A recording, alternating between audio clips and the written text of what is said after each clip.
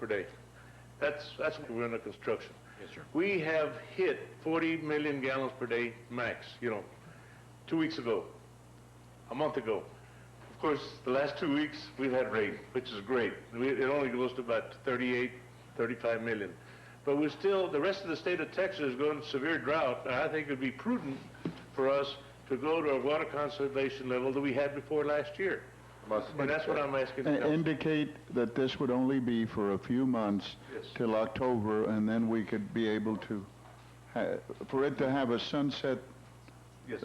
And in October 1st, we'd go back and eliminate it. Right. The reason I asked the question, Tomas, because I know we lifted it, but I think most people were already used to the conservation efforts.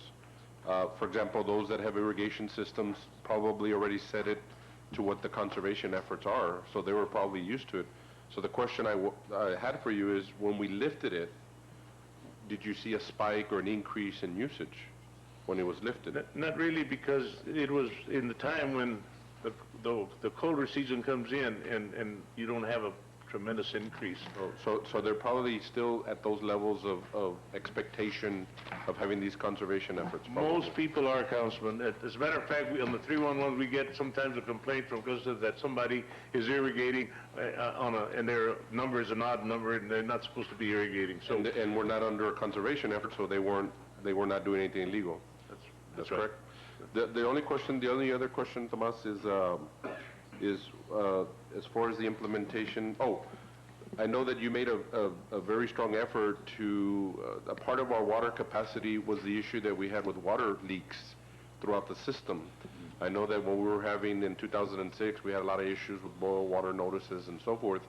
It wasn't necessarily that we were meeting our capacity, but we didn't necessarily have our full functioning system because of a lot of the line breaks that we had at the time as well. So I think that has also helped us in getting to our true capacity. that is correct. That has helped a lot. Mr. Rodriguez, a quick question. When do you want to get started on this if it would go ahead and get approved? We would like to get started by July the 15th, sir. That's when it would take effect.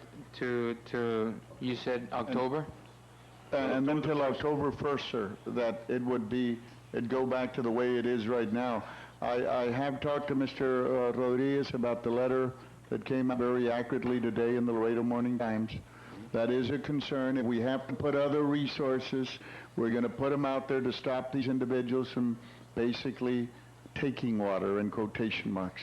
Now, So you might have, the leaks, these are the rolling things that are happening with water in them. Out there. And making sure that we are out there in force, again, to be able to make sure that some of these individuals don't get away with it. Because if you think, that they're taking water right now, as the industry expands, they're going to be taking more. when was the last time we enforced this?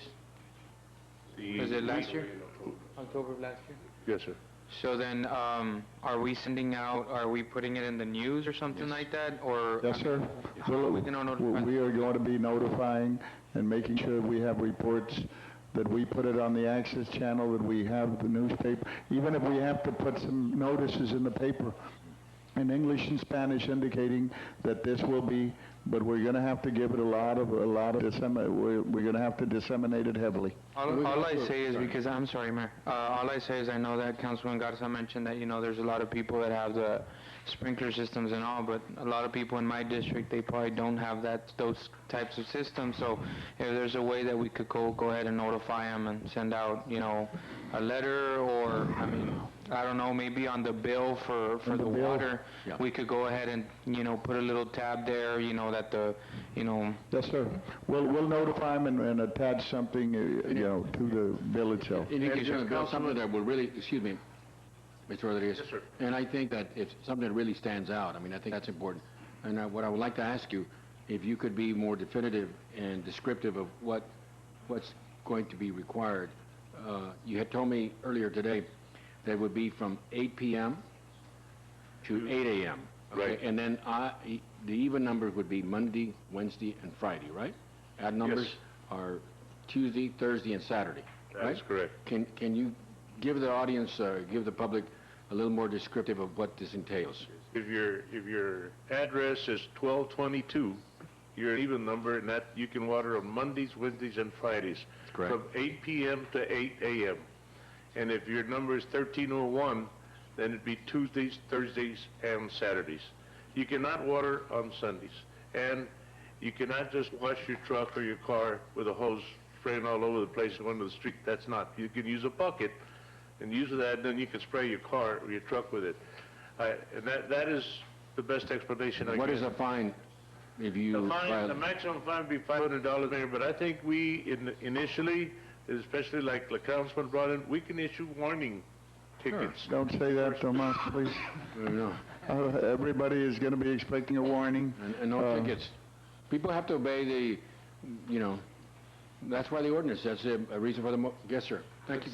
I just want to also, let's make sure that we're being practical about this. I mean, we're going to have this thing enacted in July, the middle of the summer. I mean, the heat actually starts sometime in almost January now, but in reality, it's April or March. Should we consider doing this on an annual basis, on a cyclical basis, just as an automatic, so that we're not going back and forth? Because, I mean, we're already in the middle of the summer. What are we really going to have an impact? Do you really believe